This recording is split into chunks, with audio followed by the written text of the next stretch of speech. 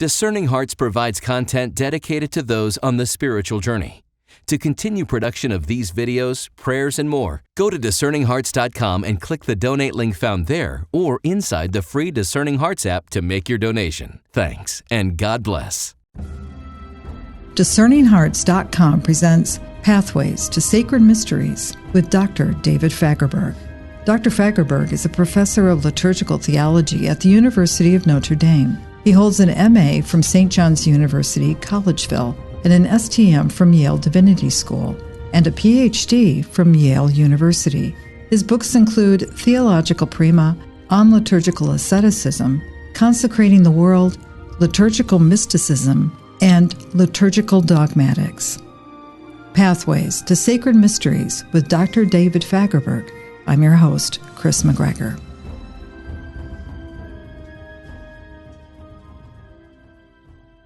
David, thank you once again for joining me. Nice to be back. I have to tell you, in our conversations, I have been enthralled. I'm going to use that word, enthralled, with your definition of liturgy. Liturgy is the perichoresis of the Trinity, kenotically extended to invite our synergistic ascent into deification. What I love so much about that definition is that I don't want to use the word challenge, because I don't think it's a challenge. It's an invitation to dive deeper into the mystery of those words. Because for many people, the words are going to be like, what? We're so used to easy words. Is that fair to say? Yeah. And sometimes theology becomes boiling down 50 gallons of sap to get a gallon of syrup. And my definition was an attempt to condense things. How thick, I hope not turgid, but how dense a definition of liturgy could I come up with? The idea of perichoresis was playing in the back of my mind, this making room for the other, reciprocity, the descent and ascent, the exitus and reditus. That was playing on my mind. The kenotic act of self-emptying that God does in the incarnation, and the kenotic act of stepping outside of himself to make created creatures alongside his uncreated self. All of these things are flowing on my mind, and it arrives eventually to our sanctification or deification. So the definition has a swoosh, if I can steal it from Nike, descent and a rising again. But the main purpose of the definition is to make our understanding of liturgy to be connected with a great, grand salvation history that God is effecting, rather than connecting our liturgy to Kiwanis Club and birthday parties and rituals that we make up for our clubs. This is not the Jesus Club that we've established and then we get together and kill a Sunday morning. This is the activity of God in the cosmos with an eschatological goal in mind. That whole activity of God now made present in a ritual, sacramental, liturgical, ceremonial form. So we step into the liturgy and out, in and out, in and out. This is what Corbone calls the ritual liturgy and the lived liturgy. That entering into the liturgy and receiving the invitation to walk through, to become a part of something bigger than us. Mm-hmm. For whatever reason, we seem to have on occasion this relationship sometimes, I think, that image of Jacob wrestling with the angel. We hear that with the struggle with even, should I go to the liturgy, or I don't like what's happening, or the homily is not good enough, or the song that was sung didn't touch me, or it irritated me, or they were doing something wrong, and the head gets in, and it's like this grand wrestling we do with not only what we may feel is what should be happening, but then what we see in others, and then we wrestle with, what are they? Do you know what I'm getting at? There's instead of the church entering into this, there seems to be a lot of struggle and wrestling. When I was at the Liturgical Institute at Mundane, though for a brief time, the rector then, John Canary, said to his seminarians, go to liturgy to pray, not to criticize, not to critique. Go to liturgy to pray. I tried once to describe liturgy by a certain term that I thought was playfully inviting, but the journal editor in which I was trying to publish the piece insisted on striking it. I think of liturgy as a trysting place with God, because the definition of tryst in the dictionary is an agreement between lovers to meet at a certain time and place. Exactly. Mm-hmm. What else is liturgy but an agreement between lovers, human and divine, to meet at a certain time and place? So then you can talk about us entering into liturgy, but I guess what liturgical mysticism is about is liturgy entering into us, because we become the temple, the dwelling place of the persons of the Trinity. Christiformation, becoming shaped over after the model of Christ, the image growing into the likeness of God, holding the Spirit within. This is the liturgy is the Holy Spirit acting, Christ acting, the Father acting, and that enters into us. We have a tryst with God. Now, if you wanted to soften the sorts of complaints that we often make about liturgy, it would be like, I haven't seen my wife for a year. She's been deployed overseas. I'm making this part up. She's at home right now.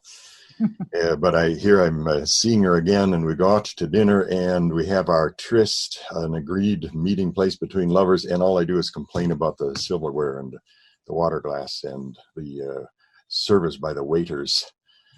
Yeah, that can dampen a romantic meal, but that's not what makes the meal romantic.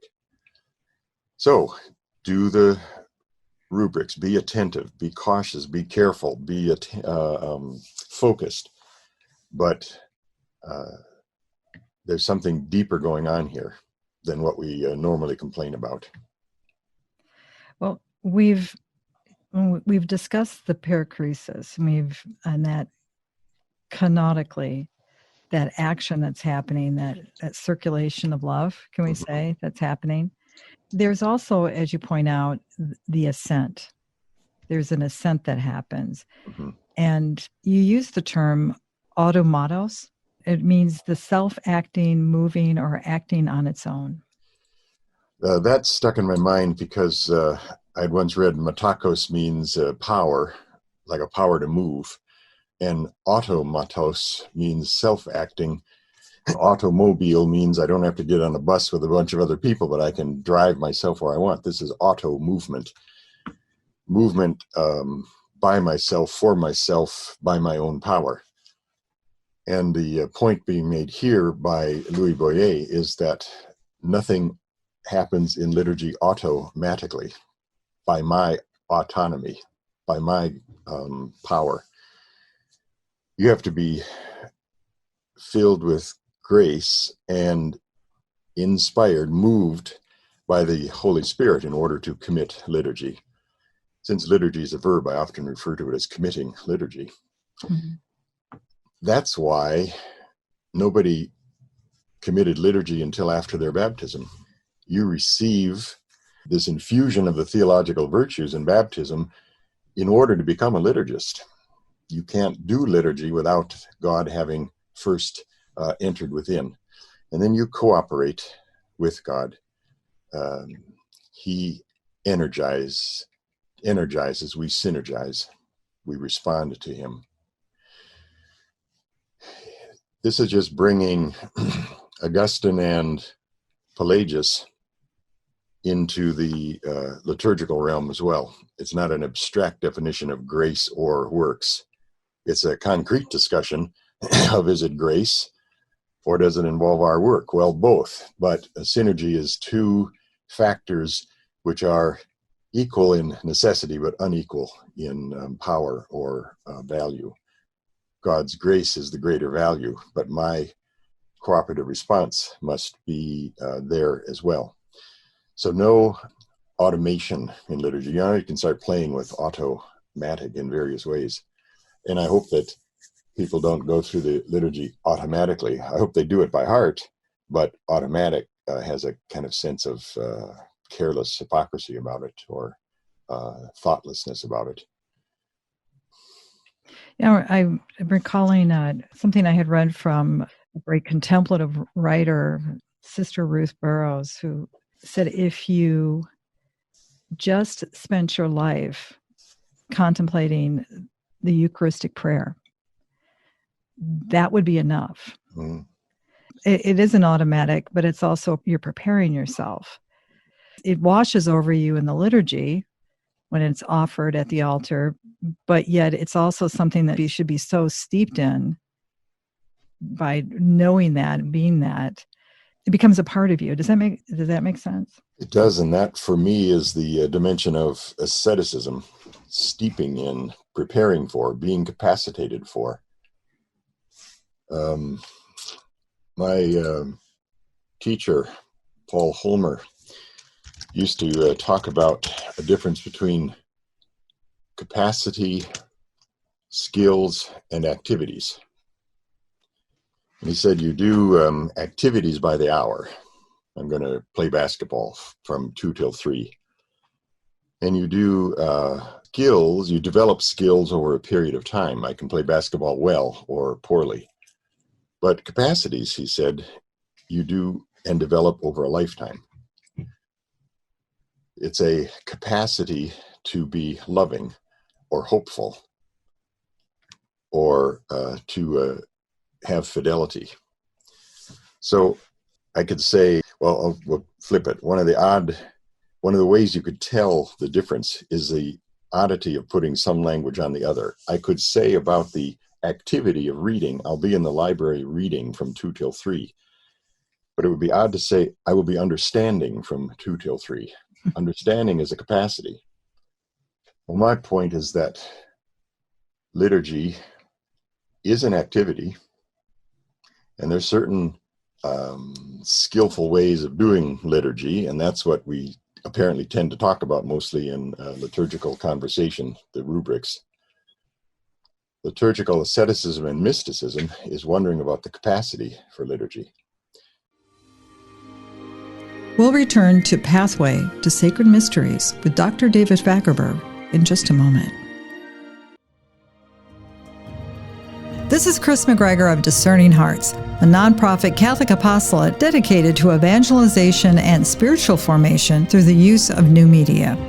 Discerning Hearts creates engaging multimedia specializing in audio and video productions which are faithful to the teachings of the Roman Catholic Church and its rich, authentic spiritual tradition. Its mission responds to the Church's call to use the media for evangelization, catechesis, and spiritual renewal.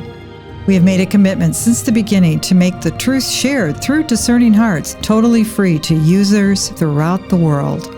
Besides our website, discerninghearts.com, Discerning Hearts has a newly updated free app where users can find all their favorite Discerning Hearts programming, including Father Timothy Gallagher, Dr. Anthony Lillis, Deacon James Keating, Mike Aquilina, Dr. Matthew Bunson, and so many more. There, too, you'll find numerous beautifully produced devotionals and novenas, including the Holy Rosary and Stations of the Cross, to help users create a sacred time for prayer wherever they may be. Discerning Hearts programming can be found on numerous streaming platforms such as Apple Podcasts, Google Podcasts, Amazon Music, iHeartRadio, Pandora, Spotify, Stitcher, TuneIn, and so many more. Discerning Hearts also has an ever-growing YouTube channel. Discerning Hearts online spiritual retreats and seminars have helped souls in North and South America, Europe, Africa, Australia, the Middle East, and the Philippines.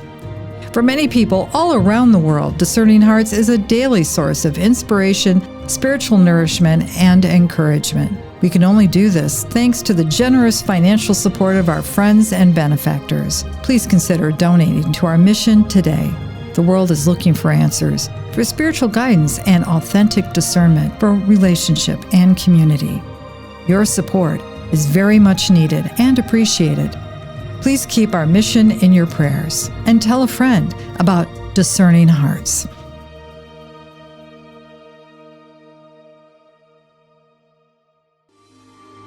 We now return to Pathway to Sacred Mysteries with Dr. David Fagerberg.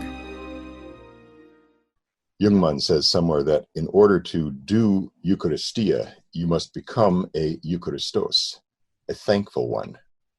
Before doing the activity of thanking, Eucharistia, you must be capacitated as a Eucharistos. Well, why am I not innately, naturally, constantly in the position of thanksgiving? Because of the passions, because of self-esteem, because of ego, because somebody hurt my feelings, because I'm just careless and reckless, and I wake up this morning without realizing that God has given me another day, which is undeserved. He who is being gives some being to a nothingness. That is a kind of meditation and contemplation, but it requires battle with the passions that would otherwise blind us. The asceticism as removing the cataracts of sin from our eyes so that we could see the world correctly, see it thankfully, see it with gratitude. So in the activity of the liturgy, one has an opportunity to exercise the capacities for liturgy. And that seems to me to mean that liturgy goes on inside and outside the church. I've got 7 days to prepare for the 8th day, the day outside of time, the day that will invade my calendar, the kairos moment, the 8th day of resurrection. And I have 7 days to prepare for that. And then the contact, it gives me a jolt, like putting a live electric wire under my tongue, and it changes me for the next week. And that's the back and forth, the in and out that I detect. Yeah, that kairos moment. That's an important thing for us to contemplate, isn't it? That the difference from us being in chronos, and we have the opportunity to enter into kairos. Sounds like something you see on the Sci-Fi Channel. You walk through a portal, and all of a sudden you're taken back into a different land and a different place. That's the way Lewis liked to talk about it. I always explain kairos and chronos to my undergrads with a quotation from the last battle in the Chronicles of Narnia. And Tyrion is thrown through a stable door to his death, but he finds himself standing in this bright sunny land with grass around him and a new set of friends. And he looks through the stable door, which is standing there as just a door. There's no building, just the door standing there, like the models of screen doors at Menards my kids used to like to go through one after another. And when he looks through the stable door, he can see the Narnia he came from. And then he says to King Peter, "It seems that the stable seen from within and the stable seen from without are two different places." "Yes," said the High King Peter, "its inside is bigger than its outside." And just in case we weren't paying attention, Queen Lucy pipes up and says, "In our world too, a stable once had something inside it that was bigger than our whole world." This is what happens in liturgy. You go into a place whose inside is bigger than its outside. The eternal contact is made in this temporal, rubrical, cultic celebration. But what you're in contact with is something larger than that. Taft talks this way about Sunday. This is why it's important for worshiping on Sunday, the Lord's day for the Lord's people in the Lord's house at the Lord's table. Sunday is this 8th day, the day of the resurrection. After 6 days of creation, God rested on the 7th, and when humanity fell into sin, God had to act again. So Sunday, the day of the resurrection, is like one more day in the book of Genesis being added as an appendix. And Taft says, to anyone beginning the study of Sunday, the initial impression is one of confusion. Sunday is the first day, the day of creation, the day of light, the day of the new time. I think he's just named the cosmic dimensions of Sunday. But it's also the last day, the 8th day, the day beyond days, the day of Jubilee, the day of the end time. Now he has named the eschatological dimensions of Sunday. It's the day of the resurrection, the day of the post-resurrection appearances and meals. Watch for that in the scripture readings 8 days later on Sunday.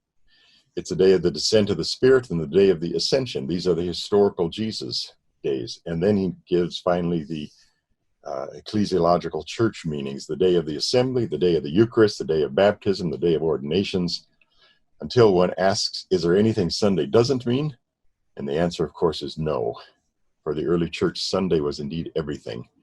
The symbolic day, sign of the time of the church between ascension and parousia, the time in which we are living now. It's the day symbolic of all days for, and here's the quote which I stumbled on in our earlier conversation, so I can slip it in here. Mm-hmm. It's the day symbolic of all days, for the purpose of all Christian liturgy is to express in a ritual moment that which should be the basic stance of every moment of our lives. Once a year you celebrate a birthday in a ritual way, but that doesn't mean you don't love your kid for the other 364 days. Once a week you enter into this Eucharistic uplift and tryst with God, but that doesn't mean you forget about him for the other days of the week. What you do on Sunday morning should be an expression of the basic stance of every day, of every hour, of every moment. Well, that seems to me like an ascetical struggle and a mystical joy. A friend I think we both have in common, Dr. Scott Hahn, when he approaches just from his viewpoint, his angle of seeing that liturgy, that kairos encounter, the way he expresses it as he has entered into it through the book of Revelation and how that's celebrated, just the sheer manifestation of his explosion of enthusiasm about it. That's just one man's experience of what's occurring there. Yeah. And yet not everybody is going to approach it from that vantage point, but they just know it. There's something that's happening there. I mean, he's kind of, from his position on the hill, this is what he sees. Yeah. That's valid, isn't it? I mean, as far as what's going on there.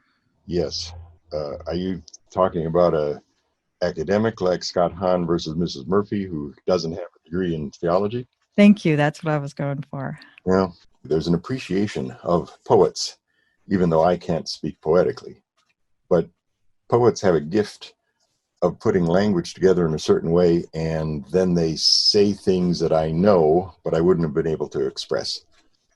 There's an advantage to having an intellectual, an intellectus, somebody who's catching the vision of things. An advantage to having somebody intelligent, by which I mean lots of data, right? Intelligence isn't smart. It's having read lots of books and having material. There's also an advantage to having the virtuous moral person who can describe the science of struggle and morality. But what they're describing is something that is a common gift to all Christians. So maybe we shouldn't speak so much about understanding liturgy, but about apprehending liturgy, which literally means to grab hold of. Some monkeys are prehensile. They have a tail that can grab things. Well, prehensile liturgists, could we apprehend, grasp?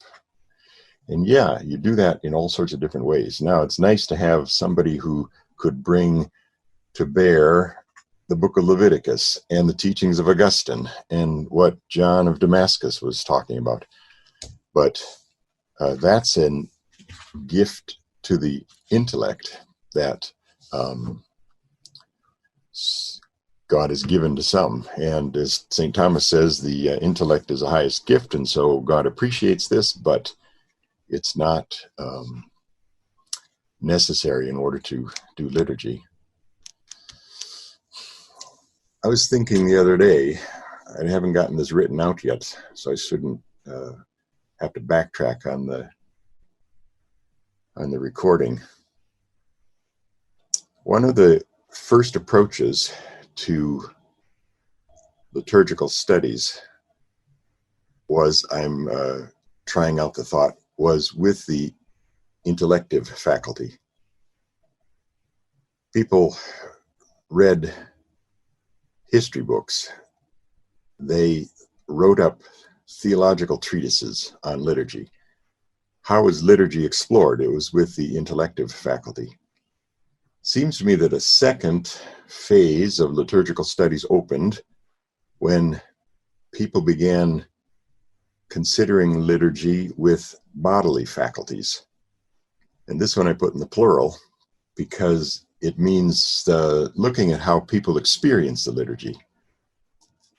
No longer a intellectual theory about symbol, but asking how does the symbol affect us? How does it move us, change us? And music stirs our imagination, and we have tactile body contact experience with liturgy, and there's hundreds and hundreds of articles about ritual studies and ethnography studies, and how is the person experiencing the liturgy. So the intellective was talking about this understanding, and the bodily is talking about the experience of the person.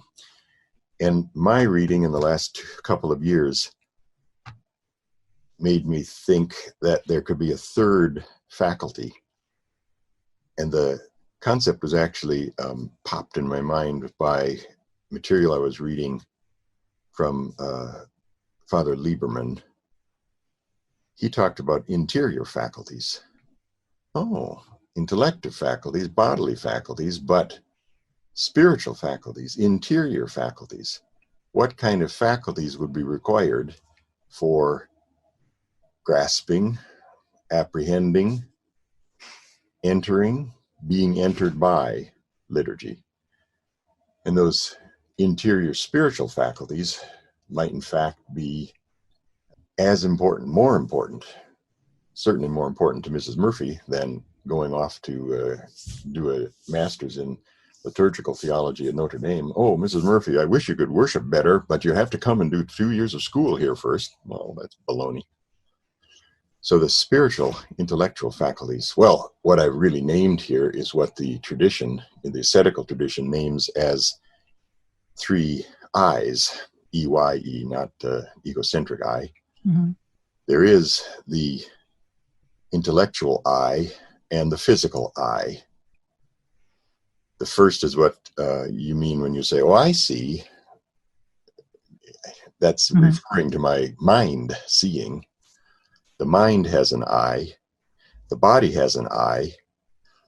But the tradition talks about developing an eye of the heart, a noetic eye. Noesis is mind, but it's not the brain kind of mind that the West generally talks about. It's the mind down deep in the heart. And so then when you participate in any liturgy, I think that you should be seeing it with all 3 eyes. Is there a fourth? I don't know. I haven't gotten beyond the 3 yet to write them up. But this idea of a liturgical spirituality, the spiritual noetic eye that would let one see, that might have some value to it. You're sounding very Benedictine there. Did I? Not one of the first lines in the Holy Rule of St. Benedict is, listen with the ear of your heart.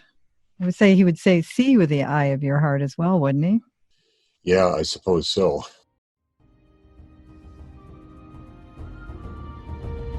You've been listening to Pathway to Sacred Mysteries with Dr. David Fagerberg.